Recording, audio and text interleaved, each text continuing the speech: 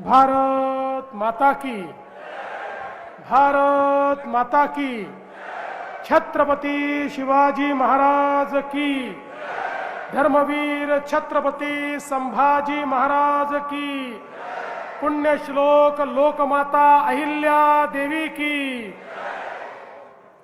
हिंदवी स्वराज्याचे सरसंस्थापक छत्रपती शिवरायांना मानाचा मुजरा करतो। भारतीय राज्यघटनेचे शिल्पकार भारतरत्न डॉक्टर बाबासाहेब आंबेडकर यांना मानवंदना अर्पित करतो आणि ज्यांनी खऱ्या अर्थानं लोकप्रशासन काय असतं हे आपल्याला दाखवून दिलं, त्या लोकमाता पुण्यश्लोक अहिल्यादेवी होळकर यांच्या अश्वारूढ पुतळ्याच्या लोकार्पण सोहळ्याच्या निमित्ताने आणि त्यासोबत महावितरणच्या उपकेंद्राच्या भूमिपूजन समारोहाच्या निमित्ताने मंचावर उपस्थित असलेले आपले पालकमंत्री चंद्रकांत दादा पाटील, सन्माननीय खासदार श्री विशालजी पाटील, सन्माननीय आमदार श्री सदाभाऊ खोत, श्री इद्रिसजी नायकवाडी, सन्माननीय आमदार श्री सुधीर दादा गाडगीळ, जयंतराव पाटील, सुरेशजी खाडे, गोपीचंदजी पडळकर, सत्यजितजी देशमुख, विश्वजित कदम, सुमनताई पाटील, अशोक काकडे, या ठिकाणी उपस्थित माननीय अण्णासाहेब डांगे, विशाल नरवाडे, सत्यम गांधी, संदीप घुगे, दिनकर पाटील, नितीन शिंदे, पृथ्वीराज देशमुख, रमेश शेंडगे, जयश्रीताई पाटील, सम्राट महाडिक, समित कदम, नीताताई केळकर, मकरंद देशपांडे, शेखर इनामदार, प्रकाश ढंग, मनगू सरगर, संतोष पाटील, संजय बजाज, स्वातीताई शिंदे, रोहिणीताई पाटील, पृथ्वीराज पवार, मनोज सरगर, पद्माकर जगदळे, अतुल माने, पृथ्वीराज पाटील, सिद्धार्थ गाडगीळ, दीपक शिंदे, अतुल माने, सचिन सरगर, दत्तात्रय ठोंबरे, राहुल पुजारी, भूपाल सरगर, या ठिकाणी उपस्थित सर्व माझ्या माता भगिनी आणि बंधूंनो, आजचा दिवस हा माझ्याकरता अतिशय महत्त्वाचा दिवस आहे। आज सकाळी मी इचलकरंजीला होतो, त्या ठिकाणी पहिल्यांदा छत्रपती शिवाजी महाराजांच्या पुतळ्याचं दर्शन घेतलं।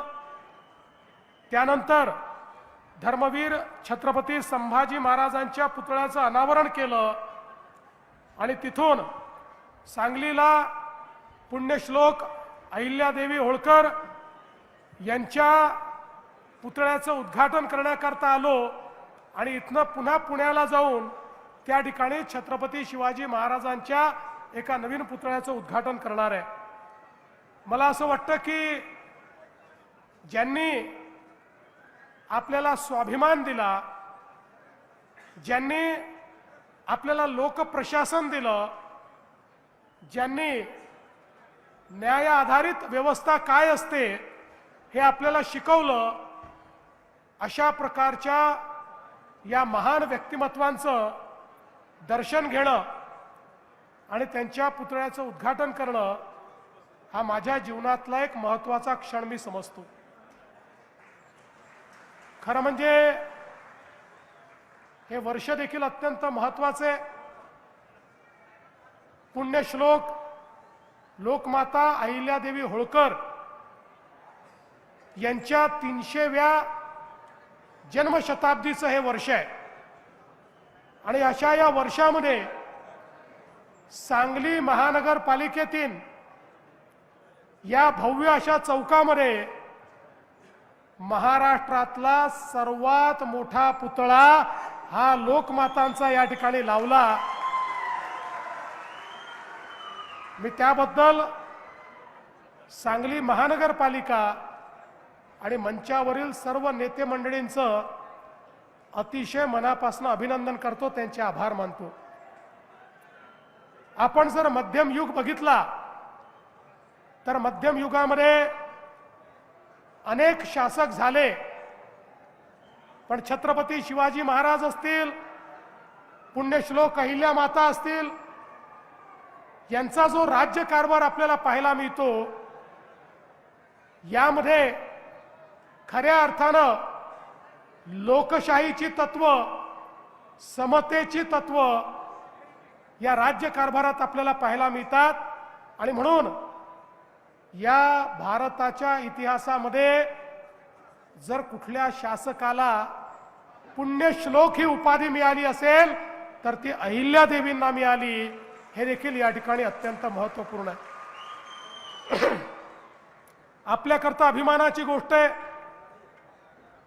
की पुण्यश्लोक अहिल्यादेवी यांचा जन्म आपल्याच महाराष्ट्रातल्या नगर जिल्ह्यातल्या चोंडीमध्ये झाला। त्यांची जन्मभूमी महाराष्ट्र आणि कर्मभूमी हा माळवा प्रांत होती। आपल्याला माहिती आहे, मराठा साम्राज्याच्या विस्तारामध्ये ज्यांनी अत्यंत महत्त्वाची भूमिका निभावली ते सुभेदार मल्हारराव होळकर, की ज्यांनी खऱ्या अर्थानं तळपत्या तलवारीचं तेज काय असतं हे आपल्या विविध लढायांमध्ये दाखवून दिलं। त्यांच्या सुनबाई म्हणून ज्यावेळी पुण्यश्लोक अहिल्या माता गेल्या, सुभेदार मल्हाररावने त्यांना कधी सून समजलं नाही, त्यांना आपल्या पोरीचा दर्जा दिला। आणि त्या माध्यमातनं आपल्याला कल्पना आहे की पुढच्या काळामध्ये पतीच्या निधनानंतर ज्यावेळी त्यावेळच्या अतिशय अनिष्ट अशा प्रकारच्या प्रथेप्रमाणे त्यांनी सती जाण्याचा निर्णय घेतला, त्यावेळी मल्हारबांनी त्यांना सांगितलं की या राज्याची जबाबदारी तुला सांभाळायची आहे, या जनतेची जबाबदारी तुला सांभाळायची आहे, या जनतेला उत्तरदायी तुला व्हायचं आहे। आणि म्हणून आता शोक त्यागून दे, शोकात न राहता आता इतरांच्या चेहऱ्यावर हास्य कसं फुलवता येईल याचा प्रयत्न तू कर। आणि त्यातनं प्रेरणा घेऊन आपल्याला कल्पना आहे की पुण्यश्लोक अहिल्यादेवींनी 28 वर्ष सतत राज्यकारभार चालवला। आणि एखादा राजा एखादी राणी ही कशी असू शकते याचं प्रचंड मोठं उदाहरण हे आपल्याला पाहायला मिळालं। सगळ्यात महत्त्वाचं आपल्याला माहिती आहे की मुघलांच्या आक्रमणामध्ये आमच्या संस्कृतीची पाळंमुळं मिटवण्याचं काम हे मुघलांनी केलं। राम मंदिर तोडलं, काशी विश्वेश्वराचं मंदिर तोडलं, गयेचं मंदिर तोडलं, सगळे आमचे जे पुण्यस्थळं होते, जे आमच्या धर्माचे संस्कृतीचे प्रतीक होते, हे सगळे तोडण्याचं काम हे त्या ठिकाणी मुघलांनी केलं। पण त्याच वेळी या सगळ्या मंदिरांचा जीर्णोद्धार करून पुन्हा एकदा आमच्या संस्कृतीला पुनरुज्जीवित करणारा जर कोणी असेल तर ते आमच्या पुण्यश्लोक अहिल्याबाई होळकर होत्या, ज्यांच्यामुळे आमच्या संस्कृतीचं पुनरुत्थान झालं।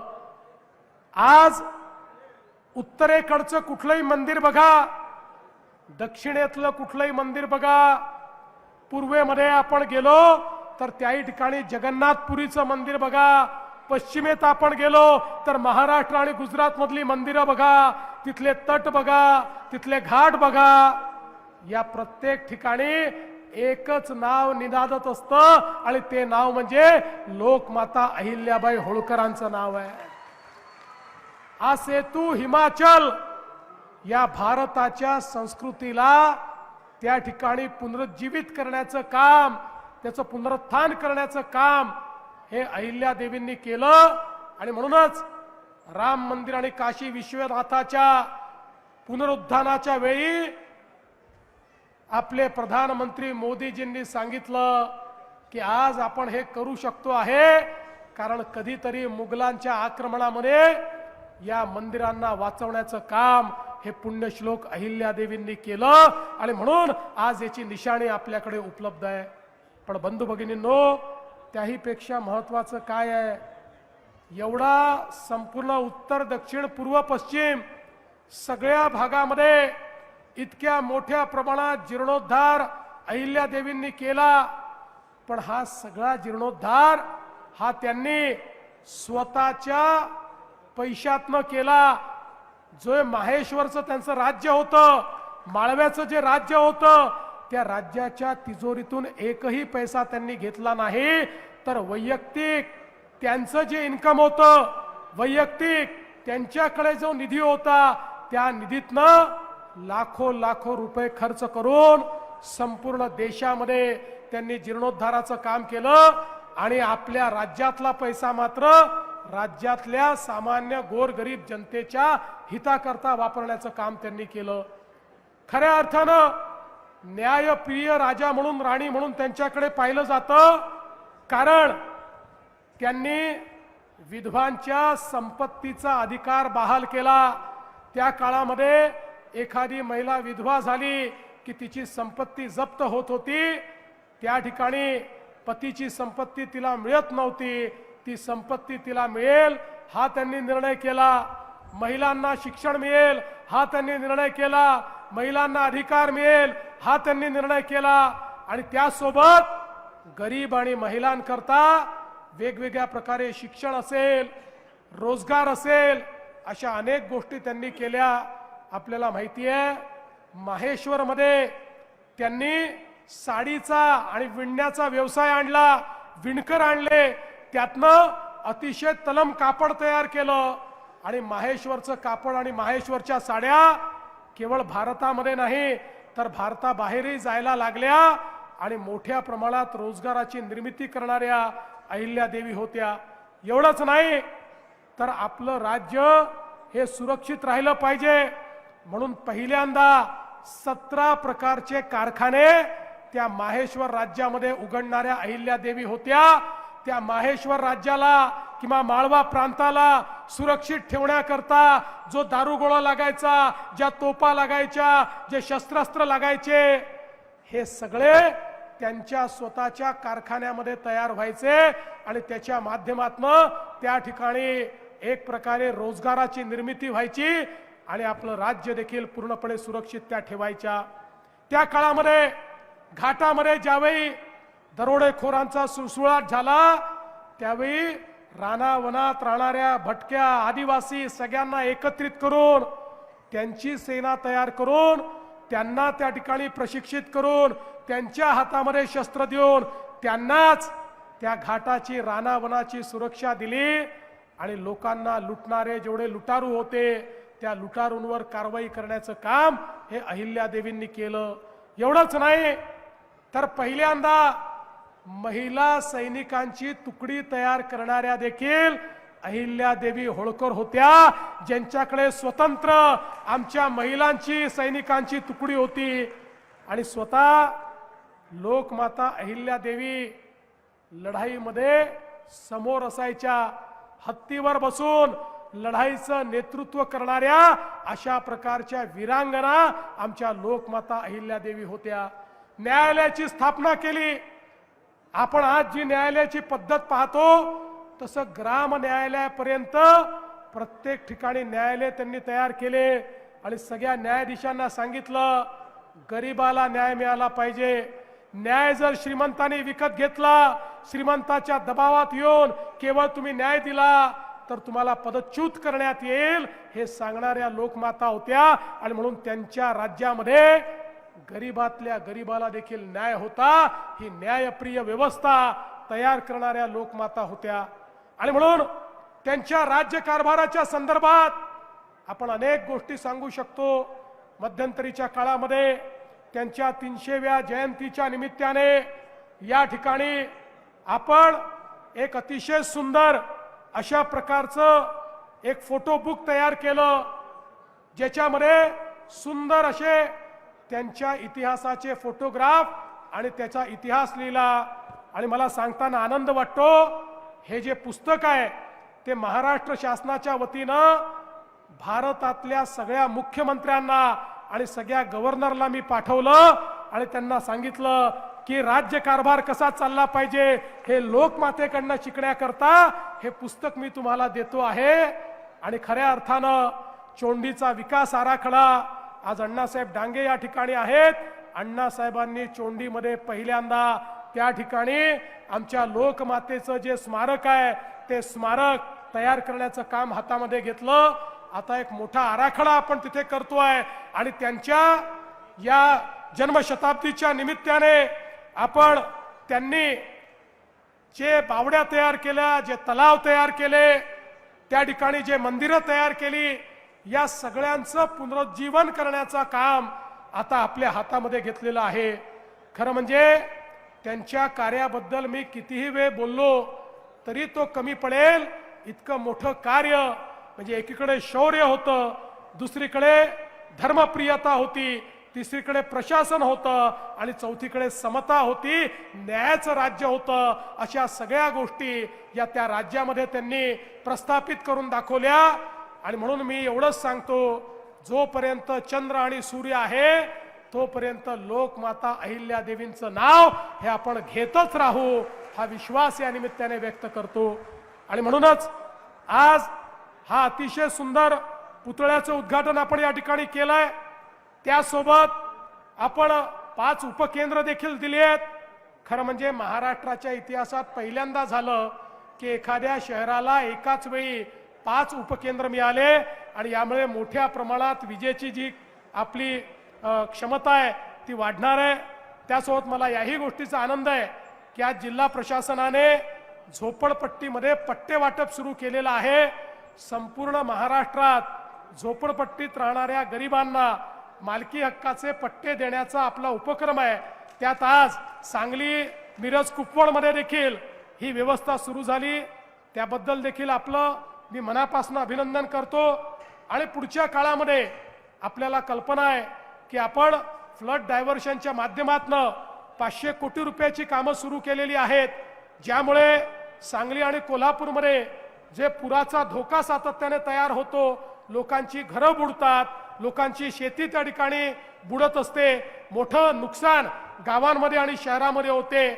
या संदर्भात वर्ल्ड बँकेच्या माध्यमातून आपण पूर नियंत्रणाचं 500 कोटी रुपयाचं काम हे आता सुरू केलेलं आहे। आणि हे काम झाल्यानंतर हा पुराचा फटका देखील या ठिकाणी पडणार नाही। पुढच्या काळामध्ये शेरी नाल्याचं काम आपल्याला हातामध्ये घ्यायचं आहे।